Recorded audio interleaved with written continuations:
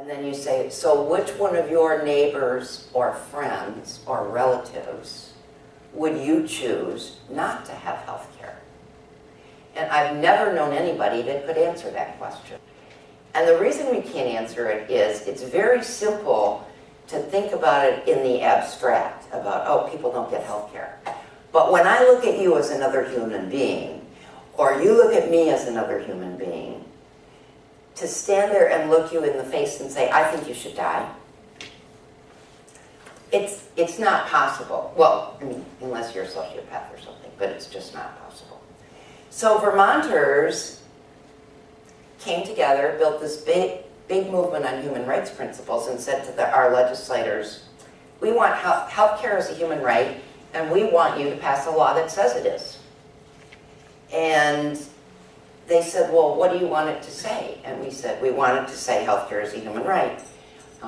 You worked for us, you read it. So they did, and of course then we got to review what they wrote, and we went back and forth and that sort of thing. But this was a bottom-up power structure, not a top-down power structure. And that is what changed what was politically possible in Vermont. And the year before last, Act 128 was passed.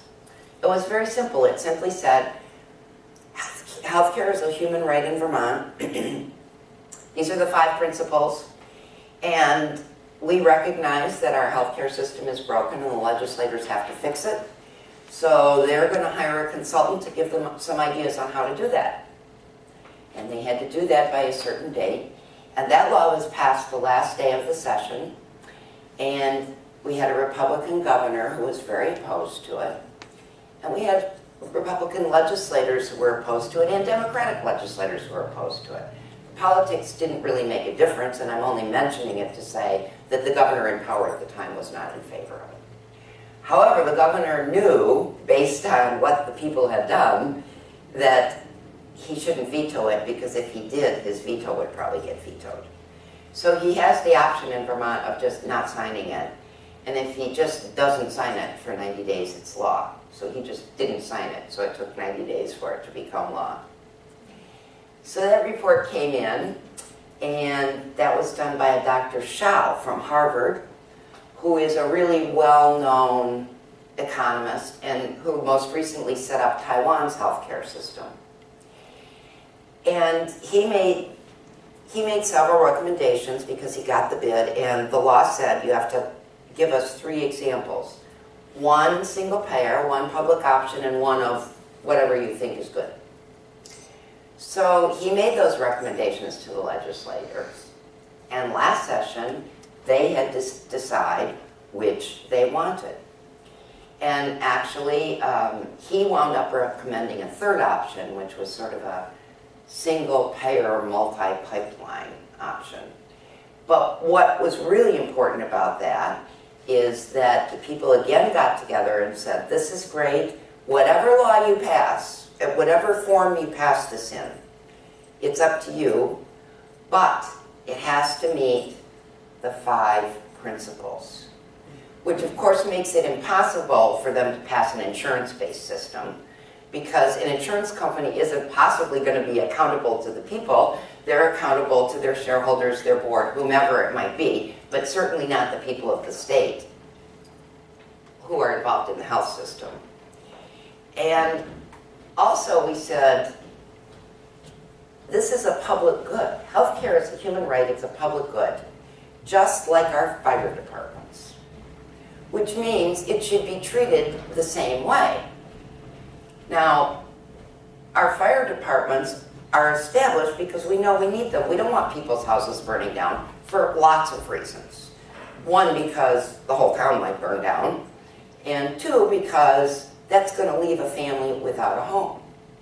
So we have fire departments, and no one would argue that there's anything wrong with having a fire department. Healthcare as a human right is the same way. It's a public good. So the act that the governor signed last May said healthcare is a public good in the state of Vermont.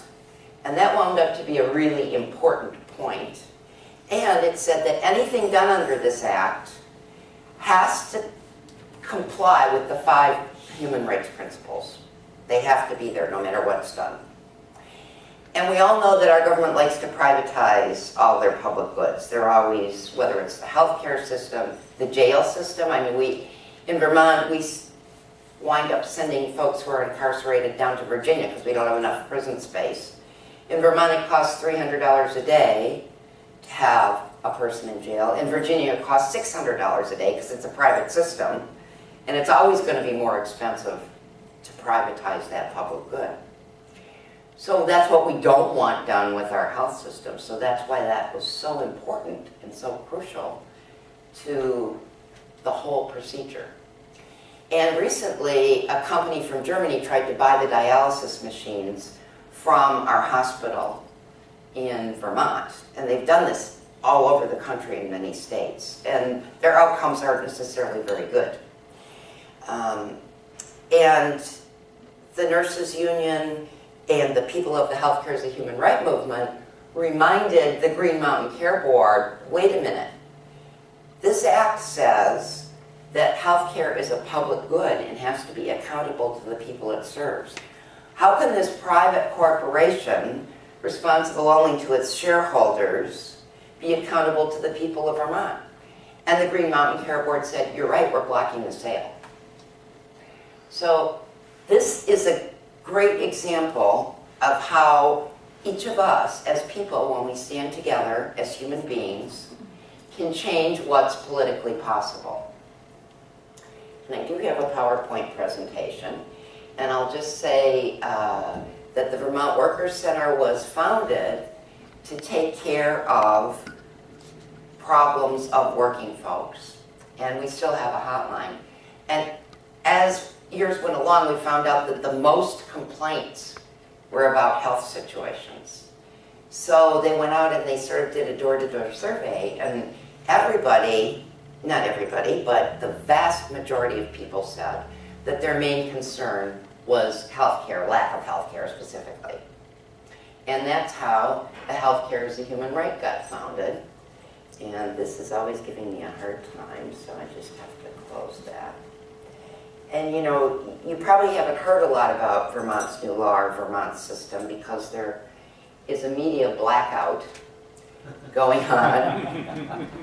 And it's really true. I mean, 2 months after the law was passed, I was talking to some folks in New York, and they said, wait a minute, our border is like 40 miles from you guys. How come we didn't hear about this? And you'll notice it wasn't on CNN. It wasn't on any of the major news stations. Why? Because that's an effort by the people who lost power to the people of Vermont to try and keep anybody else, like you good folks, from getting the idea that you really can change what's politically possible.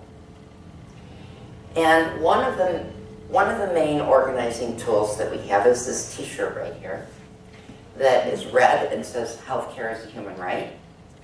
And we wear this all the time when we're in the State House, if we're sitting in the rotunda, the legislators see the red shirts there and they know that what they're doing is going to go back to the Healthcare as a Human Right campaign. When we come together for meetings, we can see who are our supporters and who we should talk to. And you can see this is a rally that we had, and you can see red shirts and the Healthcare as a Human Right signs. And it's really a useful tool because it stands out and it identifies us to each other. And in fact, the newspapers, because the local newspapers do give press to all of this that was going on, they had to. And they would say, and the red shirts were there, meaning the Healthcare as a Human Right campaign. So it really became an identifying mark. How many years did it actually take from the time you started until this bill was 3 years.